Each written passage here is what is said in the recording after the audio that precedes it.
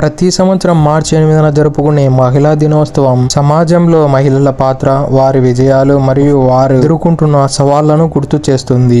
వీడియోలో మనం మహిళా దినోత్సవం యొక్క చరిత్ర, అలానే హిస్టరీలో వాళ్ళ మీద జరిగిన అవమానాలు ఈ వీడియోలో మనం క్లియర్ గా మాట్లాడుకుందాం. ఇక లేట్ చేయకుండా let's get into the video. మహిళా దినోత్సవం అనేది 1909 ఫిబ్రవరి 28న న్యూయార్క్ సిటీలో అమెరికన్ సోషలిస్ట్ పార్టీ నిర్వహించిన మహిళా దినోత్సవంగా మొట్టమొదటిసారి నిర్వహించుకున్నారు. అది కాస్త 2010లో జర్మన్ యాక్టివిస్ట్ అయిన క్లార్క్ జిక్టిన్ ఈమె 1910లో మనకు ఇంటర్నేషనల్లీ ఒక ఉమెన్స్ డే అని ఒక డేని నిర్వహించుకుందామని డెన్మార్క్ యొక్క సోషలిస్ట్ పార్టీకి ఈమె తెలియజేసింది. అలానే డెన్మార్క్ కంట్రీ కూడా 1911లో మార్చి 19న Australia, Denmark, Germany and Switzerland వంటి దేశాలతో ఇంటర్నేషనల్ ఉమెన్స్ డేని జరుపుకుంది.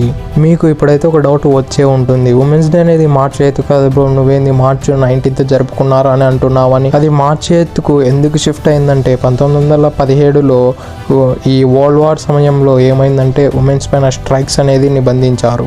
రష్యన్ గవర్నమెంట్ ఏం చేసిందంటే మార్చి 19న జరుపుకునే ఉమెన్స్ డేని కాస్త మార్చి 8కు షిఫ్ట్ చేసింది. ఈ డేట్ అనేది మార్చి 8కు మారిన తర్వాత 1921 వరకు కొన్ని దేశాలు మాత్రమే ఉమెన్స్ డేని జరుపుకునేవి.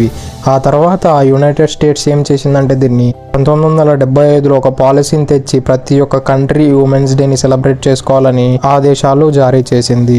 ఉమెన్స్ కు ఫ్రీడమ్ రావాలని అన్ని ఫైట్లు చేసిన తర్వాత ఇంటర్నేషనల్ ఉమెన్స్ డేని తెచ్చిన తర్వాత చూసినట్లయితే ఉమెన్స్ అన్ని రంగాలలో వారి యొక్క బెస్ట్ ఇస్తూ వస్తున్నారు. స్పోర్ట్స్లో అయితే పివి సింధు వంటి దిగ్గజ ప్లేయర్లు స్పోర్ట్స్లో బయటపడ్డారు. అలానే సైన్స్ అండ్ టెక్నాలజీలో చూసుకున్నా కూడా ఇమ్మెన్స్లీ గ్రో అయింది హ్యూమన్స్ ఫీల్డ్లో. అలానే మూవీ ఫీల్డ్లో చూసుకున్నా కూడా ఎంతో దిగ్గజ తారలు వచ్చారు. అలానే పాలిటీషియన్స్లో చూసుకున్నా కూడా లీడర్స్ ఎంతో మంది బయటకు వచ్చారు. ఎటువంటి లీడర్స్ బయటకు వచ్చారంటే ఇందిరాగాంధీ లాంటి సక్సెస్ఫుల్ లీడర్ బయటకు వచ్చింది. అలానే జయలలిత లాంటి పెద్ద మనసు ఉన్న లీడర్ కూడా బయటకు వచ్చింది.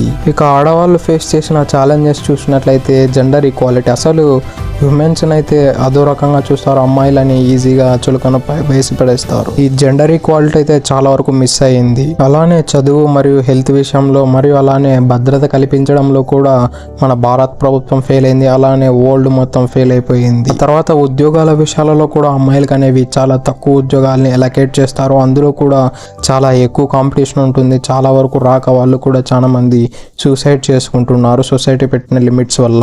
ఈ వరల్డ్ లో ఉమెన్స్ ఎంపవర్ ని పెంచాలంటే డెఫినెట్లీ కొన్ని విషయాలు అయితే మన వరల్డ్ అనేది చేంజెస్ అయితే చేయాలి. అందులో ముందుదైతే ఎడ్యుకేషన్. ప్రతి అమ్మాయికి నైపుణ్యమైన విద్య అందించడం చాలా ముఖ్యం.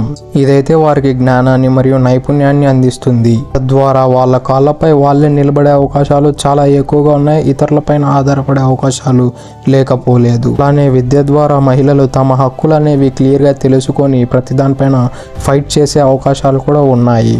దీనివల్ల వాళ్ళు అనేది చాలా జాగ్రత్తగా ఉంటారు. అలానే తర్వాత అమ్మాయికి ముఖ్యంగా కావాల్సింది ఫైనాన్షియల్ ఫ్రీడమ్. ఒక అమ్మాయి ఆర్థికంగా ఫ్రీడంగా ఉండడం చాలా ముఖ్యం. దీనికోసం వారికి ఉద్యోగ అవకాశాలు కల్పించాలి, లేదా వారు సొంత వ్యాపారం పెట్టుకోవడానికి ప్రభుత్వం అనేది ప్రోత్సహించాలి. ఫైనాన్షియల్ ఫ్రీడమ్ అనేది ప్రతి ఉమెన్ ని మరింత శక్తివంతంగా చేస్తుంది. ఆ తర్వాత అమ్మాయిలకు సోషల్ కాన్షియస్నెస్ అని కూడా చాలా ఇంపార్టెంట్.